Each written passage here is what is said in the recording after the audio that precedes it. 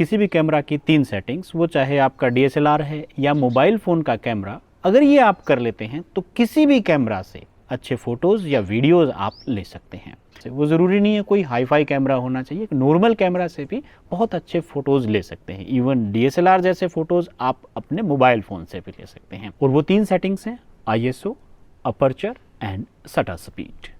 ये तीनों सेटिंग्स आपको DSLR के अंदर तो देखने को मिलेंगे ही, उसके साथ साथ मोबाइल फ़ोन के कैमराज़ के अंदर भी ये दिखाई देती हैं।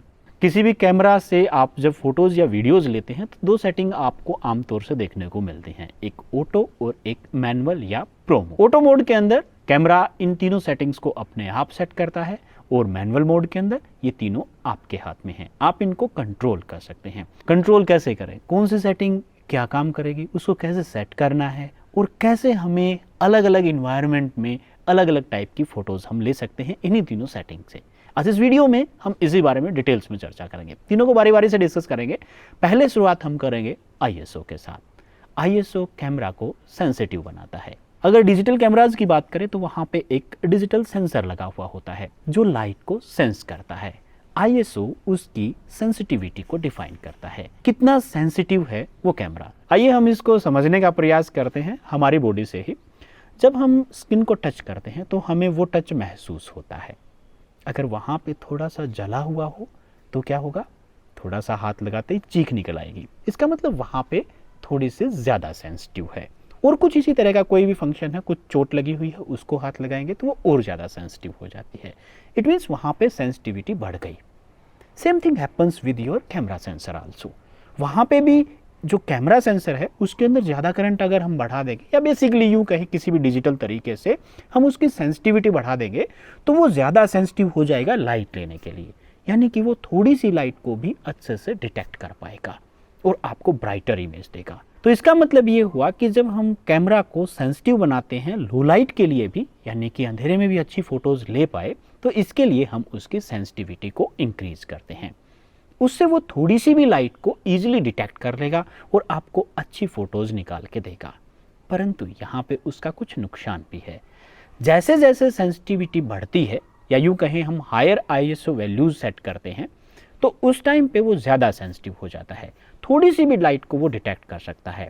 इन दैट केस उसके केस में नॉइस भी ज़्यादा होती है। नॉइस क्या है, अनवांटेड सिग्नल्स, यानी कि जो लाइट हमें नहीं चाहिए थी वो भी। समझने के लिए हम यूँ कह सकते हैं कि एक पूरी तरह से डार्क है। फॉर एग्जांपल आप नाइट फोटोज़ लेना चाहते हैं, वहाँ पे रात पूरी तरह से काली होती है, चारों तरफ आसमान में दिखाई दे तो काला नज़र आएगा, परंतु ये क्या करेगा, उसको भी कुछ ब्राइट बना सकता है। तो इन दैट केस आपकी फ़ोटोज़ ख़राब हो सकती हैं, नॉइस आ सकती है। इसके अलावा आपने कई बार देखा होगा जब आप लो लाइट के अंदर फ़ोटोज़ लेते हैं ऑटोमेटिक मोड के अंदर, तो वो फ़ोटोज़ कई बार उसके अंदर आपको ग्रेन दाने से नज़र आते हैं, छोटे छोटे डॉट से नज़र आते हैं, कलर पूरी तरह से एक दूसरे के अंदर मिक्स हो चुके होते हैं। वो हाई ISO की वजह से ही होता है। तो जितनी सेंसिटिविटी ज़्यादा बढ़ेगी फ़ोटो की क्वालिटी उतनी ही कम होती जाएगी। हाँ, फ़ोटो ब्राइट जरूर आएगा।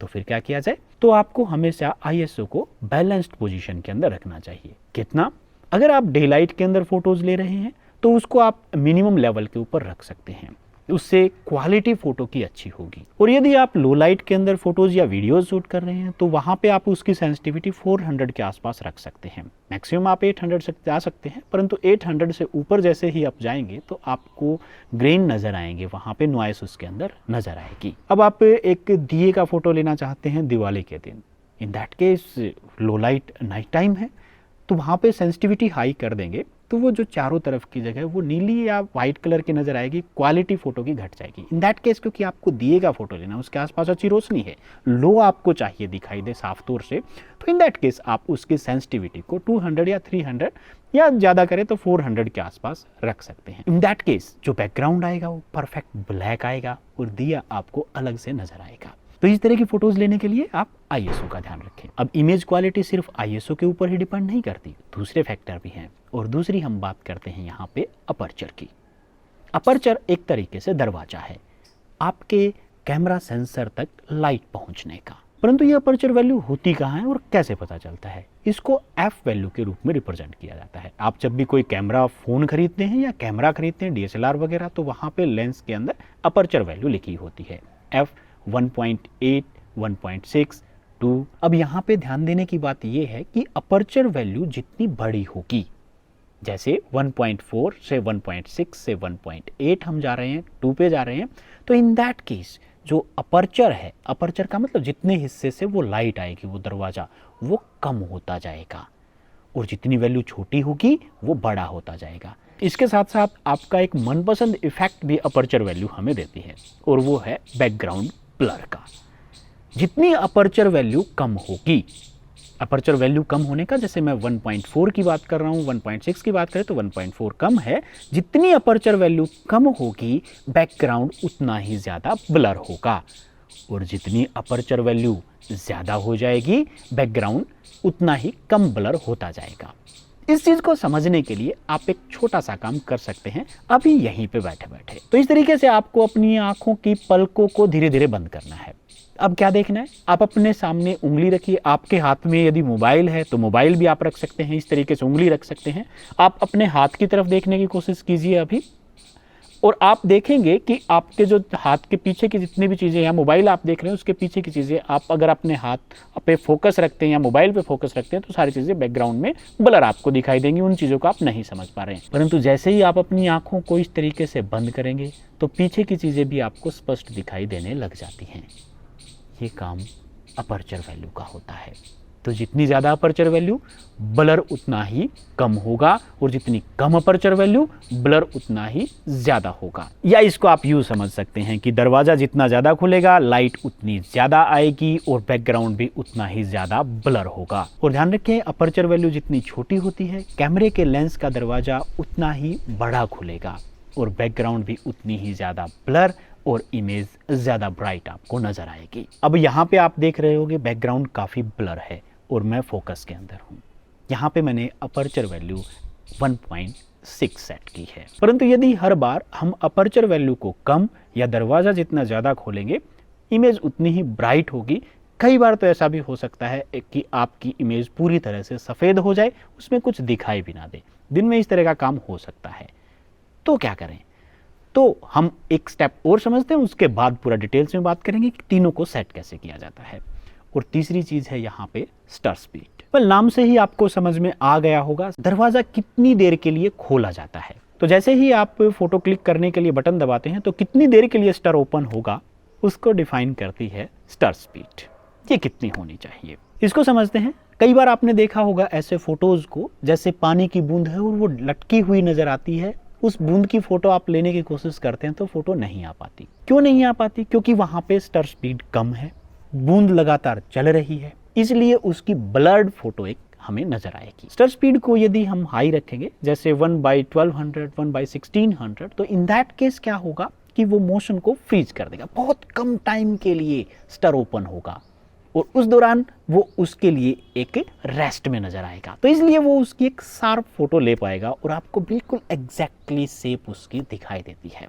तो यदि आप शार्प फोटोज़ लेना चाहते हैं या आप चाहते हैं कि आपकी फ़ोटोज़ के अंदर मोशन ब्लर ना हो, मूव लगातार होती हुई चीज़ें हैं उनकी आप फ़ोटोज़ लेना चाहते हैं, तो कोशिश कीजिए स्टर स्पीड को हाई रखने की। कई कैमरा फ़ोन्स के अंदर आपने स्पोर्ट्स मोड देखा होगा, वो हाई स्टर स्पीड के साथ होता है क्योंकि उसको मूविंग ऑब्जेक्ट्स की फ़ोटोज़ लेनी होती हैं। और यदि आप बच्चों की फ़ोटोज़ लेना चाहते हैं, बच्चों की फ़ोटो लेना बहुत मुश्किल होता है क्योंकि वो लगातार हिलते डुलते रहते, एक जगह पे बैठते नहीं हैं। इन दैट केस आपको स्टर स्पीड हाई रखनी चाहिए सो दैट कि उनकी क्लियर फोटोज आप ले पाएं, अपने बच्चे की एक्टिविटीज आप हमेशा के लिए सहेज पाएं। तो इन 3 बेसिक सेटिंग्स की बात मैंने की। अब आप एक अच्छा फोटोग्राफ लेना चाहते हैं, अच्छे वीडियोज बनाना चाहते हैं, तो इन तीनों सेटिंग्स को हमें एक बैलेंस्ड वे में सेट करना होगा। अगर कोई भी एक वैल्यू कम ज़्यादा हो जाती है तो आपका फोटोग्राफ खराब हो सकता है। यहाँ पे एक उदाहरण मैं आपको दिखाता हूँ। आपको ये मेरे मोबाइल के अंदर अभी दिखाई दे रहा होगा। यहाँ पे इसके अंदर मैंने शटर स्पीड और सारी चीज़ें सेट की हुई हैं, जिस वैल्यूज़ के ऊपर मैं ये वीडियो रिकॉर्ड कर रहा हूँ। अब इस चीज़ को समझते हैं कि तीनों को कैसे सेट किया जाए। यहाँ पे 2-3 सेटिंग्स की हम बात करेंगे फोटोज़ के लिए। वीडियोज़ के लिए हम कभी नेक्स्ट वीडियो में बात करेंगे। तब तक आप चैनल को सब्सक्राइब कर सकते हैं और अगर ये वीडियो पसंद आ रहा है तो लाइक भी कर सकते हैं और घंटी जरूर दबा दें सो दैट कि वो वीडियो जब भी अपलोड हो तुरंत नोटिफिकेशन मिल जाए। और हाँ, आप कमेंट सेक्शन के अंदर भी लिख सकते हैं कि उस वीडियो के अंदर आपको क्या खास चाहिए। पहले यहाँ पे शुरुआत हम एक छोटे बच्चे से ही करते हैं जो आपके घर के किसी भी कमरे में बैठा खेल रहा है। वहाँ पे एक दो बल्ब ऑन है, लाइट ठीक ठाक है, ज़्यादा तेज़ भी नहीं और ज़्यादा कम भी नहीं। आप वहाँ पे फ़ोटो लेना चाहते हैं उसका। देखिए रूम लाइट की बात करें तो वो डे लाइट के मुकाबले काफ़ी कम होती है, तो इसलिए सबसे पहली सेटिंग तो आप हमेशा अच्छे फ़ोटो लेना चाहते हैं तो एक तो कर ही लें, फ़ोन के कैमरा को ऑटो से हटा के प्रो या मैनुअल मोड के अंदर ले जाएं। हर फोन के अंदर ये सेटिंग मिलती है। मैनुअल मोड के अंदर जाके आपको सिचुएशन के अकॉर्डिंग कुछ सेटिंग्स करनी है। इस सिचुएशन के अंदर आपको क्या ध्यान रखना है, क्योंकि बच्चे की फोटो आप ले रहे हैं वो लगातार मूव करता रहेगा, तो आपको फोटो लेने के लिए यहाँ पे शटर स्पीड को हाई रखना पड़ेगा। शटर स्पीड कितनी रहे, अगर आप 100 से ऊपर जाते हैं तो धीरे धीरे रोशनी कम होती जाएगी, क्योंकि रूम के अंदर पहले से बैठे हुए तो रोशनी काफ़ी कम हो जाएगी। तो इन दैट केस आपको क्या करना है कि शटर स्पीड को इस तरह से रखना है कि वो कम भी ना हो और ज़्यादा भी ना हो, क्योंकि ज़्यादा कर दे तो लाइट कम हो जाएगी, डार्क फोटो आएगी। तो आप उसको 1/800 या 1/700 के आसपास रख सकते हैं। अगर आप देख लें वहाँ पे अब भी डार्क आ रही है तो आप उसको 1/400 तक भी लेके आ सकते हैं। कोशिश कीजिए 200 से नीचे आप उसको ना लेके आए, क्योंकि फिर उसके बाद फोटो ब्लर हो जाएगी। क्योंकि अब यहाँ पे शटर स्पीड को आप बढ़ा चुके हैं, लाइट कम अब आपके कैमरा के सेंसर के ऊपर गिरेगी, तो आपको कैमरा सेंसर की सेंसिटिविटी थोड़ी सी बढ़ानी पड़ेगी। आप ISO इंक्रीज करना पड़ेगा। कितना करें, जैसे मैंने बताया था, कोशिश कीजिए 800 से ऊपर आप ना जाएं। 400 से 800 के बीच में जहाँ पे भी आप सेट हो वहाँ पे इस चीज़ को आप सेट कर सकते हैं। अब बचती है यहाँ पे अपर्चर वैल्यू। अब यहाँ पे सबसे बड़ा डिफरेंस नज़र आता है एक DSLR और एक मोबाइल फ़ोन के अंदर। मोबाइल फ़ोन के अंदर आप अपर्चर वैल्यू को चेंज नहीं कर सकते, वो सॉफ्टवेयर बेस्ड है। बैकग्राउंड ब्लर करने का काम सारा सॉफ्टवेयर बेस्ड है। इसके लिए मैंने एक वीडियो बनाया है पहले, हो संभवतः आप देख भी चुके होंगे। यदि आपने नहीं देखा है तो आप उस वीडियो को देख सकते हैं। उस वीडियो में मैंने पोर्ट्रेट मोड को एक्सप्लेन किया था कि कैसे मोबाइल फ़ोन के जो कैमरा हैं वो बैकग्राउंड को ब्लर करते हैं, बोके इफेक्ट देते हैं। वो आप वीडियो ज़रूर देखना। तो मोबाइल फ़ोन के अंदर ये पॉसिबल नहीं है। DSLR के अंदर ये ऑप्शन हमें मिलता है। वहाँ पे आप कोशिश कीजिए अपर्चर को मिनिमम वैल्यू के ऊपर लेके जाने का।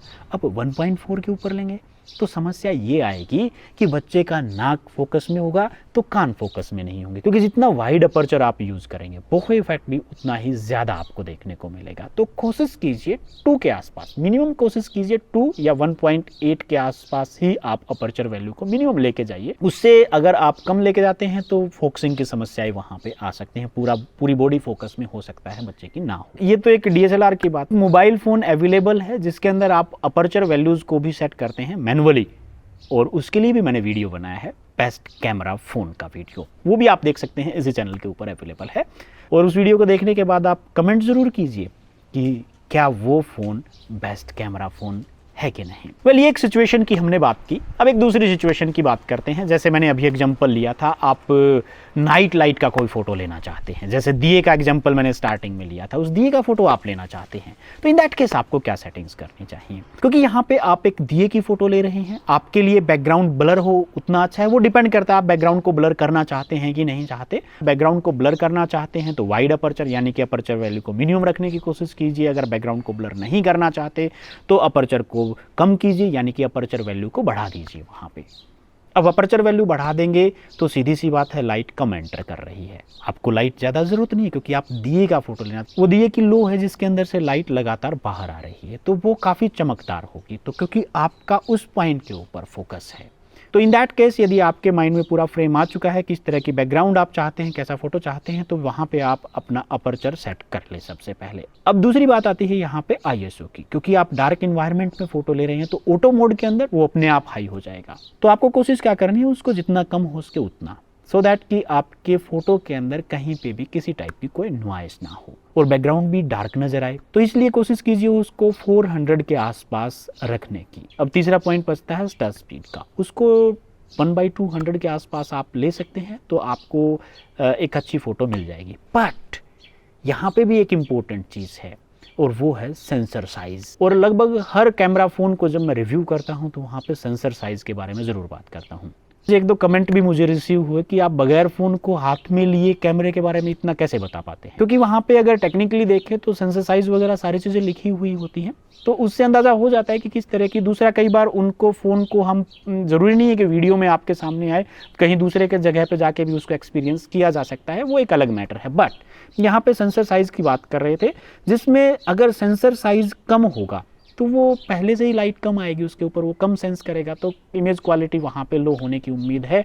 तो इन दैट केस आपको यहाँ पे इनमें से कोई भी वैल्यू संभवतः लास्ट, क्योंकि हमारे पास स्टर स्पीड ही बची थी, उसको कम करना पड़ेगा स्टर, सो दैट कि आपके पास ज़्यादा लाइट आ पाए। और अगर स्टर स्पीड को कम करते हैं तो फोटो ब्लर होने के चांसेस हैं। तो इसलिए जिसका सेंसर छोटा होता है वहाँ पे थोड़ी सी इमेज कम क्लियर आएंगी, बट उसका भी जुगाड़ है। आप एक ट्राइपॉड स्टैंड यूज़ कर सकते हैं सो दैट कि आपका हाथ हिले नहीं, तो एक अच्छी फ़ोटो वहाँ पे आपको मिल सकती है। कल तो कुछ बेसिक सेटिंग्स के बारे में ये कुछ पॉइंट्स थे जो मैंने आपके साथ डिस्कस किए। आपको अच्छे लगे हों तो लाइक दबाएं और अपने साथियों के साथ शेयर करें। और ज़्यादा डिटेल्स में हम नेक्स्ट वीडियोज़ के अंदर बात करेंगे कैमरा सेंसर के बारे में, कितने डिफरेंट टाइप के सेंसर्स होते हैं, वो कौन सा सेंसर आपके लिए अच्छा हो सकता है, किस काम के लिए कौन सा सेंसर चाहिए। तो इन सब चीज़ों के साथ मिलते हैं नेक्स्ट वीडियो में। Thank you very much.